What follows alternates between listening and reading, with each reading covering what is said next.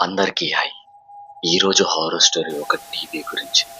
అది సాధారణమైన టీవీ కాదు, చావుల్ని చూపించే టీవీ.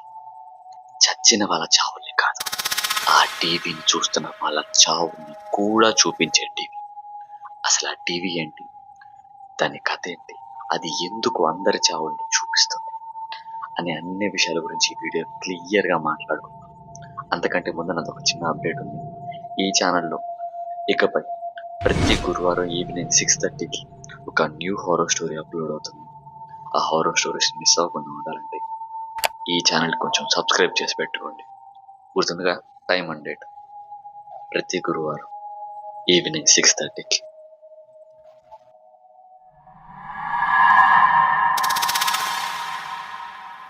మేఘనాకి 24 సంవత్సరాలు. తన హారర్ డాక్యుమెంటరీలు తీసే ఒక ఫిలిం స్టూడెంట్. తనకి ఉరవప్పగూడెం అనే ఒక మారుమూల పల్లెటూరులో ఒక బిల్డింగ్ ఉందని, ఆ బిల్డింగ్ లో ఒక విచిత్రమైన టీవీ ఉందని తెలుస్తుంది. మేఘన ఉరవప్పగూడానికి ఈవినింగ్ 6:30కి అలా చేరుకుంది. తను ఆ ఊరు గుండా నడిచి వెళ్తున్నప్పుడు ఊరి జనాలు తన వేషధారణ చూసి తన దగ్గరకు వచ్చి, ఎవరమ్మా నువ్వు, ఎక్కడికి వెళ్ళాలి అని అడిగారు. దానికి మేఘన వాళ్ళకి ఆ బిల్డింగ్ గురించి, ఆ టీవీ గురించి డాక్యుమెంటరీ చేయడానికి వచ్చానని, ఆ బిల్డింగ్కి ఎలా వెళ్ళాలో దారి చెప్తారా అని అడిగింది. దానికి ఆ ఊర్లోని జనాలు, తెలిసి ఆ బిల్డింగ్ లోకి వెళ్తా అంటావేంటి, అక్కడికి వెళ్ళిన వాళ్ళు ఎవరు తిరిగి రారు, మేము చెప్పేదిని వచ్చిన దారినే వెళ్ళిపో అని చెప్పడం మేఘనాకి నవ్వు తెప్పిస్తుంది. ఇందులో ఆశ్చర్యపడడానికి, కంగారు పడడానికి ఏమీ లేదు. పోలీసులు చెప్పండి, రేపు ఉదయాన్నే వచ్చి ఆ అమ్మాయి శరీరాన్ని తీసుకెళ్తారు అని ఆ పెద్ద ఆయన చెప్తాడు. మొత్తానికి మేఘన ఆ బిల్డింగ్ ని కనుక్కుంది. లోపలికి వెళ్ళింది. మొత్తం దుమ్ముతో, సాలెడులు కట్టిన గూడులతో ఆ బిల్డింగ్ ఎంతో నిశ్శబ్ద వాతావరణంలో మునిగి తేలిపోతుంది. ఇక వచ్చిన పని మొదలు పెడదామని తన బ్యాగ్ లో ఉండే కెమెరాను బయటకు తీసి ప్రతి రూమ్ ని రికార్డ్ చేయడం మొదలు పెట్టింది మేఘన. కాసేపటికి తను ఆ విచిత్రమైన టీవీని ఒక గదిలో చూసింది. తను అలా టీవీ దగ్గరికి వెళ్ళి ఆ టీవీ పైన చెయ్యి ఇలా వేసి నిమురుతుంది. ఆ టీవీ స్క్రీన్ లైట్ గా నిర్లిచుంది. అదొక సిఆర్టీ టీవీ, చాలా పాత మోడల్. అంతలోనే ఒక పెద్ద సౌండ్. మేఘన భయపడి వెనక్కి జరిగింది. సడన్ గా కరెంటే లేని ఆ ఇంట్లో లైట్లు ఫ్లికర్ అయ్యాయి. ఆ టీవీ స్క్రీన్ ఆన్ అయింది. ఆ టీవీలో ఒక అమ్మాయి తన మెడకు ఉరి వేసుకొని గిల్లగిల్లగిలా కొట్టుకుంటే మేఘన కాళ్ళు చేతులు. అలా టీవీ స్క్రీన్ ని చూస్తున్న మేఘన ఒక విషయాన్ని అబ్జర్వ్ చేసింది. ఆ టీవీ స్క్రీన్ లో ఊరేసుకున్న అమ్మాయి, ఆ ఊరేసుకున్న స్పాట్ ఎగ్జాక్ట్ గా తన నించున్న ప్లేసే. ఆ ఫర్నిచర్, ఆ గోడలు మొత్తం సేమ్. అప్పుడే మేఘన తన ఎదురుగా టీవీ పక్కన ఒక రిమోట్ ని చూసింది. ఆ రిమోట్ ని తీసుకుని టీవీ ఆఫ్ చేయడానికి ట్రై చేసింది. కానీ అది ఆఫ్ అయ్యే టీవీ కాదని, తన జీవితాన్ని ఆఫ్ చేసే టీవీ అని మేఘనకు అప్పుడు అర్థం కాలేదు. ఎన్ని బటన్లు నొక్కినా టీవీ అయితే ఆఫ్ అవ్వట్లేదు. మేఘనకు భయం పెరిగిపోతుంది. ఒళ్ళు మొత్తం చెమటలతో తడిసిపోతుంది. అదే సమయంలో సడన్ గా టీవీ ఆగిపోయింది. అమ్మయ్య అని మేఘన ఊపిరి పీల్చుకునే లోపే ఒక పెద్ద సౌండ్ తో టీవీ మళ్ళీ ఆన్ అయింది. ఈసారి ఆ టీవీ స్క్రీన్ లో ఒక అబ్బాయి, 17-16 సంవత్సరాలు ఉంటాయనుకుంటా, తను ఒక బాత్ టబ్ లో మునిగిపోతున్నాడు. తననెవరో కాళ్ళతో తొక్కి పెట్టున్నారు. తను అరుస్తున్నాడు, నన్ను వదిలేయండి ప్లీజ్, నన్ను వదిలేయండి ప్లీజ్, నన్ను వదిలేయండి ప్లీజ్ అని. ఆ కాలు తనని ఇంకా లోపలికి తొక్కి తొక్కి తన ప్రాణం తీసింది. కొద్దిసేపటికి ఆ పిల్లాడి ముక్కు చెవుల్లోంచి బ్లడ్ బయటకు వచ్చి వాటర్ మొత్తం ఎర్రగా అయిపోయింది. ఇలాంటి చావుల్ని చూసి మేఘన ఉక్కిరి బిక్కురైపోతున్న సమయంలో తన ఆలోచనలో పడింది, తనని ఎవరైనా భయపెట్టడానికి ఇలాంటి పనులు చేస్తున్నారేమో అని. తన బ్యాగ్ లో తన సేఫ్టీ కోసం తెచ్చుకున్న ఒక చిన్న సైజ్ చాకు లాంటిది పట్టుకొని అటు ఇటు చూస్తూ అదే రూమ్ లో ఒక మూలకెళ్ళి కూర్చుంది. టీవీ అయితే ఆగలేదు, అందులో వచ్చే చావులు ఆగలేదు, చచ్చే మనుషులు మాత్రం మారుతున్నారు. అలా మూల కూర్చొని అటు ఇటు చూస్తూ ప్రాణాలను అరచేతిలో పెట్టుకొని ఉంది మేఘన. ఆ టీవీ ఎందుకు అలాంటి చావును చూపిస్తూ అని చెప్పేవాళ్ళు లేరు మేఘనకి ఆ టైంలో. బట్ మీకు నేను చెప్తా ఆ టీవీ బ్యాక్ స్టోరీని మీకు. ఇక్కడి నుంచి స్టోరీ చాలా చాలా ఇంట్రెస్టింగ్ గా మారిపోతుంది. ఆ బిల్డింగ్ విక్రమాదిత్య అనే మనిషిది. తనకి ఫోటోగ్రఫీ అంటే చాలా ఇష్టం. బట్ ఫైనాన్షియల్ ఇష్యూస్ తను టీవీ మెకానిక్ గా సెటిల్ అయ్యాడు. తనకు ఒక అందమైన భార్య ఉంది, ముద్దలు కొడుకున్నాడు. చిన్న క్యూట్ ఫ్యామిలీలా అన్నమాట. అలా హ్యాపీగా సాగిపోతున్న విక్రమాదిత్య లైఫ్ లో ఒక ట్రాజెడీ జరిగింది. అదే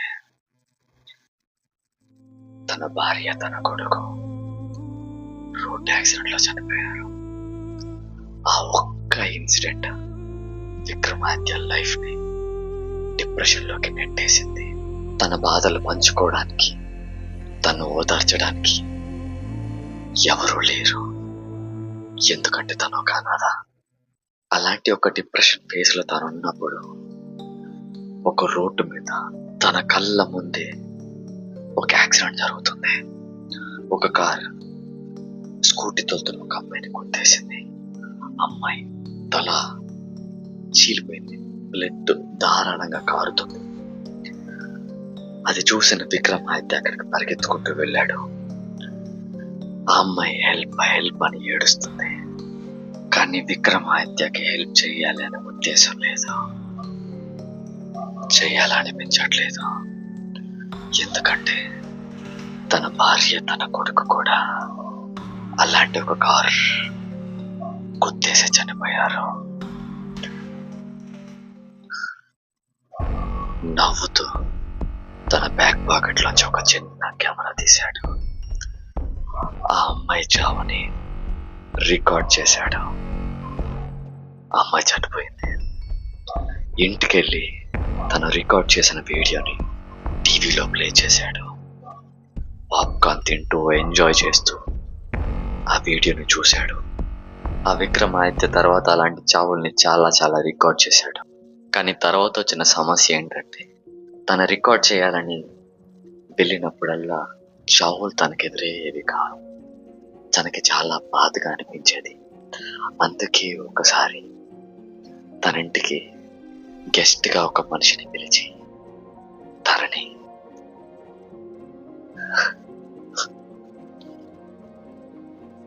తనే చంపేశాడు. అదే తన మొదటి హత్య. ఆ హత్యను తను రికార్డ్ చేశాడు. శవాన్ని పక్కనే పడుకోబెట్టి ఆ చావును తన టీవీలో చూశాడు. ఇలా తను ఎన్నో చావులను రికార్డ్ చేశాడు. లాస్ట్ కి తన పిచ్చి ఎంత దూరం వెళ్ళిందంటే తన చావుని తనే రికార్డ్ చేసుకున్నాడు.